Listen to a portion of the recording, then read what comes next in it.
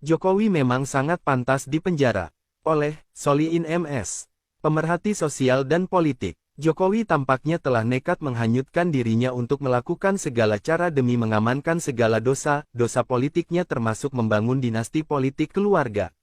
Sudah terlalu banyak dosa politik Jokowi dan pelanggarannya terhadap konstitusi dan aturan hukum yang lain dan telah menjadikan negara ini sebagai bancaan dirinya, keluarganya, dan kroninya seolah negara ini milik nenek moyangnya, sehingga semua pejabat dibuat tunduk kepada dirinya dan mengikuti kemauannya. Sebutan apakah yang pantas untuk seorang Jokowi, presiden terkacau, megalomania, lamedak tapi ngotot ingin berkuasa, terobsesi post-power syndrome gangguan kepribadian antisosial, addicted to power ketagihan kekuasaan, atau fear of past sins takut akan dosa-dosa masa lalu. Jika presiden sebelumnya di akhir pemerintahannya ingin mengukir sejarah indah yang bisa dikenang bagi rakyatnya, kalau Jokowi justru dikenang karena keserakahannya yang tanpa punya rasa malu. Paling tidak ada 10 dosa politik Jokowi yang akan dituntut dan harus diproses hukum. Pertama, melakukan kecurangan pemilu. Curang menjadi jalan untuk mendapatkan apa yang diinginkan. Orang yang telah berbuat curang sekali tapi tidak menyesal dan tidak takut dosa, maka orang ini cenderung untuk terus-menerus berbuat curang. Jika saja hukum bisa ditegakkan secara adil, para pelaku kecurangan sudah pasti akan dihukum berat. Walaupun dia seorang presiden, jika terbukti curang seharusnya sudah dimakzulkan oleh MPR, karena kemenangannya tidak sah. Tapi ini malah merancang lagi untuk curang di Pilpres 2024. Kedua, menggunakan ijazah yang diduga palsu. Ini juga aneh. Kenapa persyaratan paling awal dan mendasar tapi kenapa bisa sampai lolos seleksi? Sudah begitu rusakkah moralitas para pejabat KPU, Bawaslu dan MK?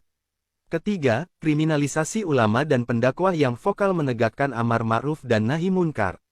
Kezaliman luar biasa ditunjukkan rezim ini kepada para ulama garis lurus, khususnya yang vokal menyerukan ditegakkannya kebenaran dan kejujuran dan keadilan. Mereka ini ada yang dikucilkan, dipersekusi, diintimidasi, dibui, disiksa, sampai ada yang harus kehilangan nyawa. Keempat, bertanggung jawab atas terjadinya pembunuhan di berbagai tempat selama rezim Jokowi berkuasa. Terutama kasus tragedi KM50, kasus 21-22 Mei yang menewaskan 9 orang, meninggalnya 894 petugas KPPS, terbunuhnya lebih dari 200 di Stadion Kanjuruhan, Del. Keempat, membackup terjadinya korupsi, kolusi dan nepotisme. Dimulai dari dirinya, anak-anaknya, mantunya, kerabatnya, dan kroninya. Baru di era Jokowi korupsi sangat ugalan tanpa penanganan serius, yang terjadi cuma pencitraan dan penanganan hukum tebang pilih. Uang negara benar-benar jadi bancaan para pejabat maling. Demikian halnya Jokowi seorang presiden yang telah menyalahgunakan kekuasaannya untuk nepotisme. Kelima, membungkam dan menjadikan DPR hanya jadi tukang stempel pemerintah.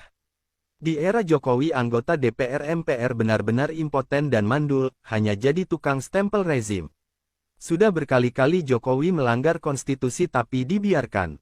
Bahkan ketua MPR-nya ikutan jadi penggaung penundaan pemilu. Untung rakyat banyak yang menolak. Hampir semua produk DPR hanya untuk kepentingan para taipan dan mencekik rakyatnya sendiri, terutama produk undang-undang.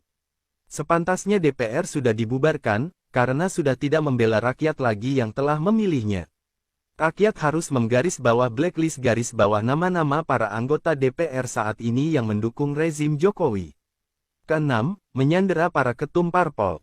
Selain partai pengusung Anies, semua ketumnya terdandera dengan berbagai kasus korupsi sehingga selalu tunduk atas titah Jokowi. Mereka sudah tidak lagi bisa mendengar dan mengakomodir para kader dan konstituennya. Wajar kalau gerbong partai koalisi pemerintah sudah kosong ditinggalkan penumpangnya. Ketujuh, mematikan fungsi oposisi. Di era Jokowi oposisi dibungkam dan disisihkan, bukan lagi difungsikan sebagai penyeimbang dan pengingat eksekutif. Bahkan jika tidak mau mengikuti arah rezim walaupun salah, akan dikucilkan dan dikebiri hak-hak politiknya. Kedelapan, membiarkan para mafia ikut mengatur kebijakan pemerintah. Hampir semua lembaga ada mafianya.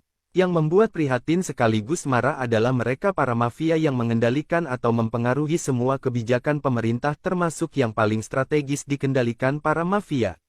Mafia adalah perusak dan penghancur tata kelola negara. Kesembilan, menghidupkan kembali paham komunisme. Terbitnya berbagai perpu yang menyalahi aturan hukum, seperti Perpu tentang UU Cipta Kerja, Hari Lahir Pancasila, Perpu tentang penggunaan dana COVID-19 yang banyak dikorup, serta Perpu tentang keterlibatan PKI. Perpu tentang rehabilitasi para tokoh PKI yang dikeluarkan Jokowi itu penghinaan terhadap bangsa Indonesia.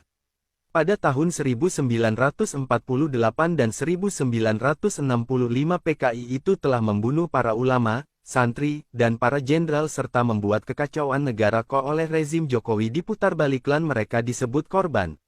Waspada PKI gaya baru yang selalu memutarbalikkan fakta dan memusuhi ulama dan para pendakwah. Ke-10, membiarkan negara dijajah oleh China komunis. China telah menguasai berbagai bidang strategis di Indonesia, mulai dari pulau reklamasi, penambangan, ekonomi, politik, hukum, sebagian teritorial, bahan baku proyek China, kebijakan di Polri, sampai kepada masalah tenaga kerja pun dari China. Mungkin saat ini ditinjau dari sisi penguasaan negara, 90% Indonesia sudah dikuasai China. Di era Jokowi sangat merajalela. Sungguh sangat berat masalah, warisan rezim Jokowi semuanya dibebankan kepada rakyat. Kejahatan dan dosa-dosa politik Jokowi tidak bisa diabaikan begitu saja. Setelah Jokowi lengser harus diproses secara hukum adil. Adakah cawe-cawe Jokowi dan ikut campur mengendorse capres tertentu karena ketakutan atas dosa-dosa di atas? Yang jelas, setelah Jokowi lengser penjara sudah menantinya. Bandung, 26 Zulkadah 1444